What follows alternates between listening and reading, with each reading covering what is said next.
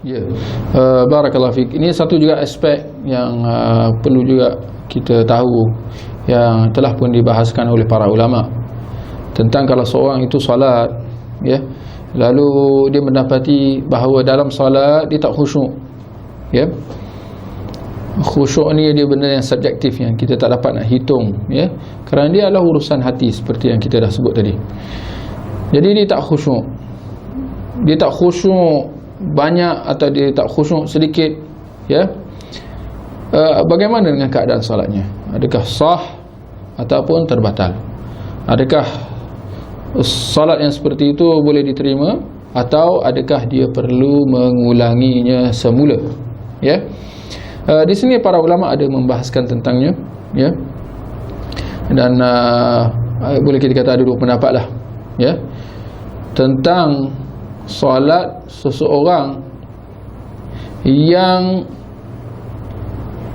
tidak khusyuk tu lebih, tidak khusyuk tu mengatasi khusyuk ketika solat, ya. Dia kalau tak khusyuk sikit tu, itu memang biasa, itu lumrah.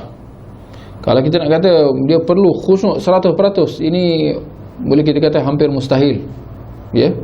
Mengenangkan bahawa dalam solat, seperti yang kita dimaklumkan dalam hadis, tentang syaitan tu akan sedaya upaya mengganggu kita dengan macam-macam, ya.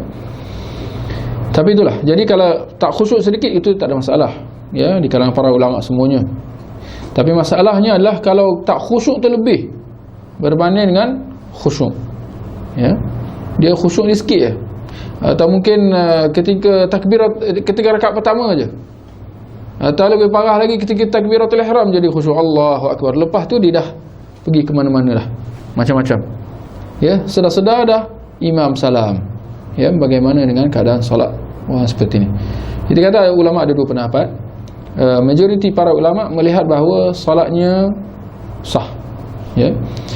Solatnya sah kecuali pahalanya berkurangan sebanyak dengan tak khusyuk tadi, ya. Pahalanya berkurangan dengan sebanyak mana dia tak khusyuk. Mana lagi banyak dia tak khusyuk, lagi banyaklah pahala solatnya berkurangan. Ini pendapat jumhur bahawa solatnya tetap sah, ya. Berbeza dengan pendapat yang kedua yang didokong oleh Imam Ghazali, ya, Abu Hamid Al-Ghazali, Imam Ghazali, ya, dan juga Ibnul Jauzi, ya, rahimahumullah, ya, di mana mereka berpendapat bahawa orang yang salatnya tidak khusyuk melebihi khusyuk, salatnya terbatal sama sekali, maknanya dia kena ulang balik, ya. Kalau kita lihat, ya, antara dua pendapat ni, ya, InsyaAllah kita mengatakan, ya, bahawa pendapat jumhur itu lebih tepat, ya, bahawa orang yang, ya, salatnya, ya, kurang khusyuk dan tidak khusyuknya melebihi khusyuk, salatnya tetap sah, ya.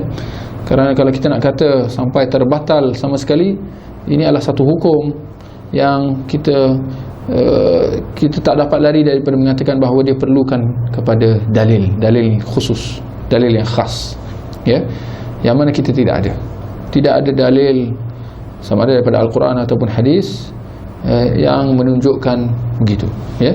Walaupun apapun kita mengatakan khusyuk itu wajib, dan seseorang yang sedang salat perlu sedaya upaya, ya, mengkhusyukkan dirinya, ya, ketika salat. Ini yang pasti, ya.